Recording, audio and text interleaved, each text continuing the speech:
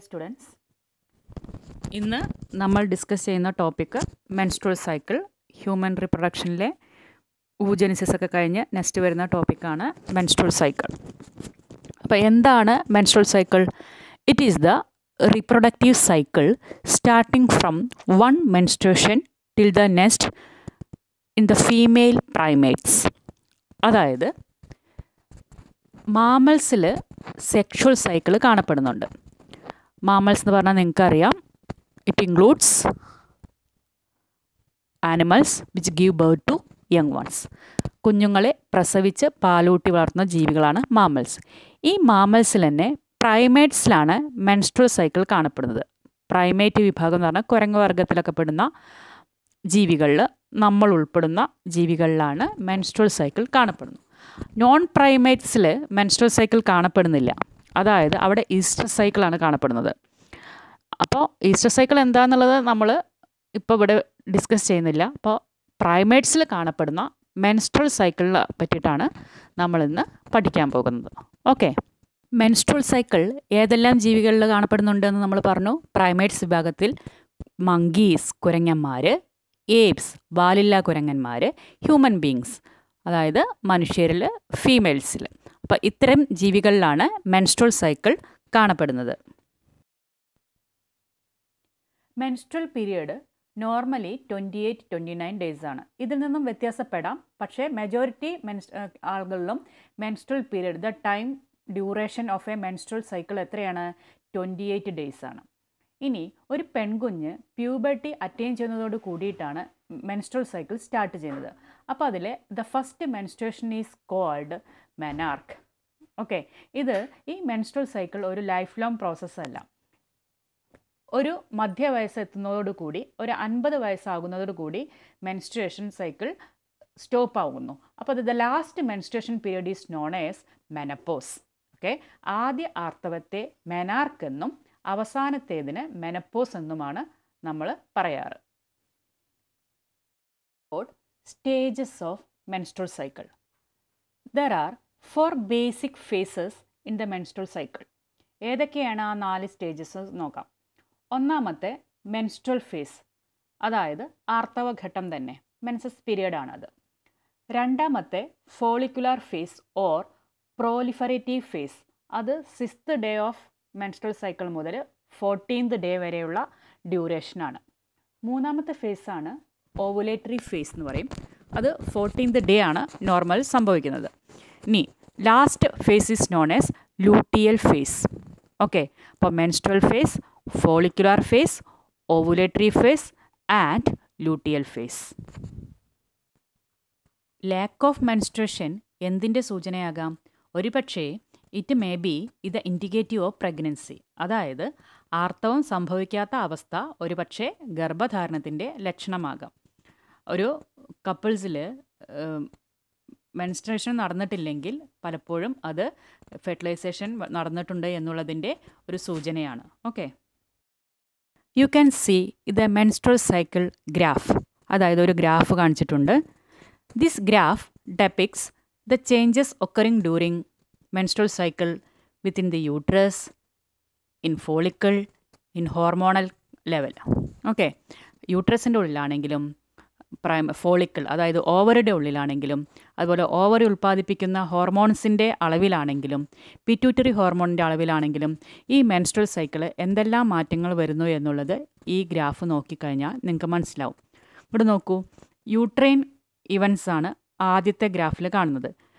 അതായത് menses period കഴിഞ്ഞിട്ട് ആദ്യത്തെ ഫേസ് കഴിഞ്ഞോട് കൂടിയിട്ട് യൂട്രൈൻ്റെ തിക്നെസ്, വാൾ തിക്നെസ് കൂടി വരുന്ന ഒരു സിറ്റുവേഷൻ. അടുത്തതിൽ നോക്കൂ, ഒവേറിയൻ ഹോർമോണായ ഈസ്ട്രജൻ്റെയും പ്രൊജസ്ട്രോണിൻ്റെയും അളവ് ഫസ്റ്റ് മെൻസസ് ഡേറ്റിൽ നിന്നും 14th ഡേ എത്തുമ്പോഴേക്കും കൂടി വരുന്ന ഒരു സ്റ്റേജ്, പിന്നീട് അത് കുറഞ്ഞ് വരുന്നു. ഇനി ഫോളിക്കുലർ ഡെവലപ്മെൻറ്റിൽ എന്താണ്? അതായത് ഓവറിയിൽ നടക്കുന്ന development. Here primary follicle, secondary follicle, mature follicle, Graafian follicle undergoes ovulation during 14th day. Then ഗ്രാഫിയൻ follicle changes into yellowish colour. ആ സ്ട്രക്ചറിന് വേറെ പേര് പറയും, അത് പിന്നീട് പറഞ്ഞു തരാം. ഓക്കെ, ഇവിടെ നോക്കൂ, here is the hormone from pituitary gland.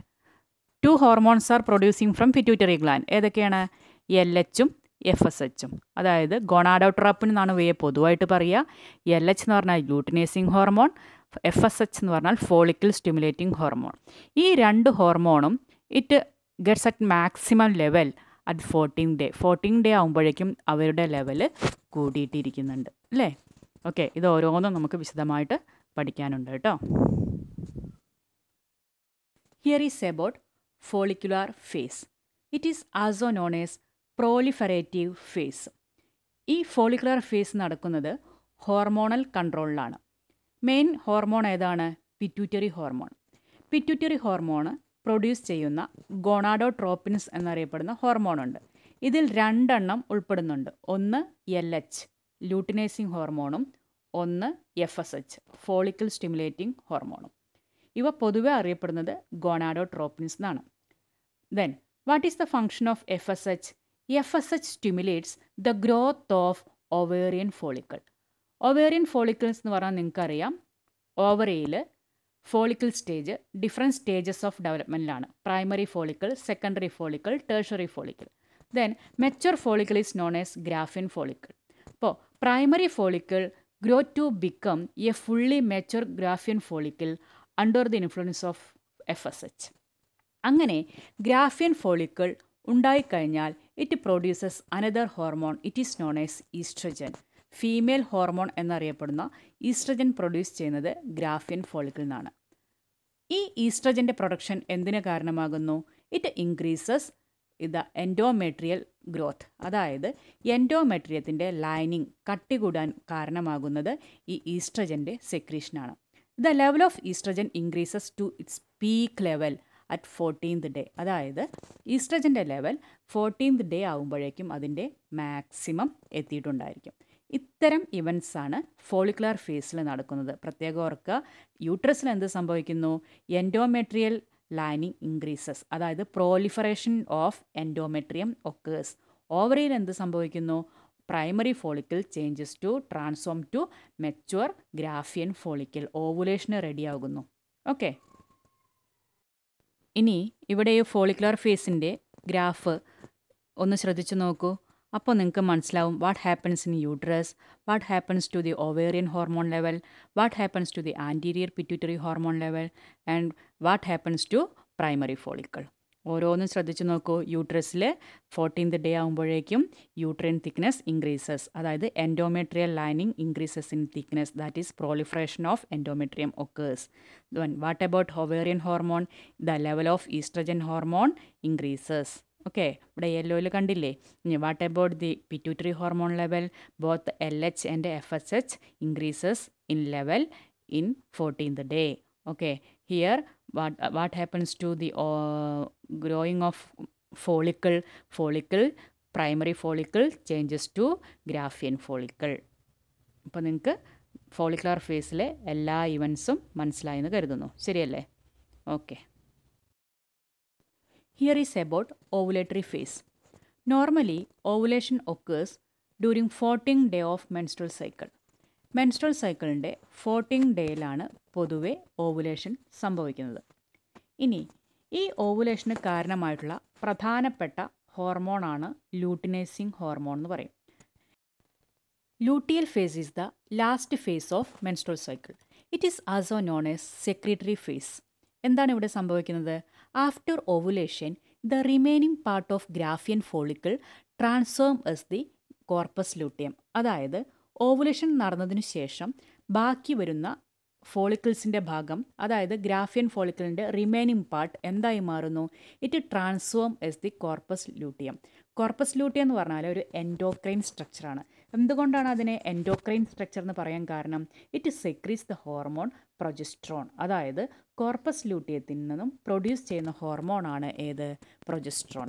ഈ പ്രൊജസ്ട്രോൺ ആണ് പിന്നീട് തുടർന്നുള്ള പ്രഗ്നൻസി മെയിൻറ്റെയിൻ ചെയ്യുന്നതിൽ പ്രധാന പങ്ക് വഹിക്കുന്നത്. എങ്ങനെയാണ് കോർപ്പസ് ലൂട്ടിയം പ്രൊഡ്യൂസ് ചെയ്യുന്ന പ്രൊജസ്ട്രോൺ ഈ പ്രഗ്നൻസി മെയിൻറ്റെയിൻ ചെയ്യുന്നത്? It increases the endometrial lining thickness. എൻഡോമെട്രിയത്തിൻ്റെ ഗ്രോത്തിന് കാരണമാകുന്നു. It also inhibits the growth of other follicle. ഒരിക്കൽ പ്രഗ്നൻ്റ് ആയി കഴിഞ്ഞാൽ പിന്നീടുള്ള പ്രൈമറി ഫോളിക്കിൾ ഗ്രാഫിയൻ ഫോളിക്കിളായിട്ട് മാറുന്നത് തടയുന്നത് ആരാണ്? ഈ പ്രൊജസ്ട്രോൺ ആണ്. അതായത് പ്രഗ്നൻസി പീരിയഡിൽ മെൻസ്ട്രുവേഷൻ നടക്കുന്നില്ല. ഈ ചിത്രം കണ്ടാൽ നിങ്ങൾക്ക് ഒന്നും കൂടി കോർപ്പസ് ലൂട്ടിയത്തിൻ്റെ സ്ട്രക്ചറിനെ പറ്റിയിട്ട് മനസ്സിലാകും. കണ്ടില്ലേ? Here is the Graafian follicle. Graafian follicle undergoes ovulation. After ovulation the remaining part of Graafian follicle changes to corpus luteum. This corpus luteum is yellow in colour. Corpus luteum began to produce progesterone. Progesterone has a role in maintaining the pregnancy. Pregnancy keep ചെയ്യാൻ, ഗർഭധാരണം maintain ചെയ്യുന്നതിന് progesterone എന്ന് പറഞ്ഞ ഹോർമോണിന് ഒരു പ്രധാന പങ്കുണ്ട്. Okay, അപ്പോൾ എന്താണ്, what is the function of progesterone? Progesterone is essential for maintenance of endometrium. അതായത് lining of endometrial wall becomes more vascular under the presence of progesterone. That's why progesterone is known as pregnancy maintaining hormone. Okay, in the absence of fertilisation എന്ത് സംഭവിക്കുന്നു? The corpus luteum degenerates. അതായത് corpus luteum നശിച്ചു പോകുന്നത് പതുക്കെ പതുക്കെ disintegrate ചെയ്യുന്നു. അതുകൊണ്ട് എന്ത് സംഭവിക്കുന്നു? This causes the disintegration of the endometrium. അതായത് യൂട്രെയിൻ ലൈനിങ് ആയിട്ടുള്ള എൻഡോമെട്രിയം പതുക്കെ ഡിസിൻറ്റഗ്രേറ്റ് ചെയ്യുന്നു. എൻഡോമെട്രിയൽ ലൈനിങ് ഡിസിൻറ്റഗ്രേറ്റ് ചെയ്ത് കഴിയുമ്പോൾ എന്ത് സംഭവിക്കുന്നു? ബ്ലഡ് വെസൽസ് ബ്രേക്ക് ആവുന്നു, ലീഡിങ് ടു മെൻസ്ട്രുവേഷൻ. അങ്ങനെ ഒരു പുതിയ നെക്സ്റ്റ് മെൻസ്ട്രുവൽ സൈക്കിൾ സ്റ്റാർട്ട് ചെയ്യുന്നു. അതായത് ബീജസംയോജനം നടക്കാത്ത പക്ഷം കോർപ്പസ് ലൂട്ടിയവും എൻഡോമെട്രിയവും ശോഷണത്തിന് വിധേയമാകുന്നു. അതായത് നശിക്കുവാൻ തുടങ്ങുന്നു. അതോടുകൂടി ആർത്തവം ഉണ്ടാകുന്നു. അപ്പോൾ ഇത്രയും ഇതോട് പറഞ്ഞോട് കൂടിയിട്ട് നമ്മുടെ മെൻസ്ട്രുവൽ സൈക്കിളിൻ്റെ പ്രധാനപ്പെട്ട ഇവൻറ്റ്സ് എല്ലാം നമ്മൾ പറഞ്ഞു കഴിഞ്ഞു കേട്ടോ. അപ്പോൾ എല്ലാവരും നന്നായിട്ട് പഠിക്കുക. ഓക്കെ.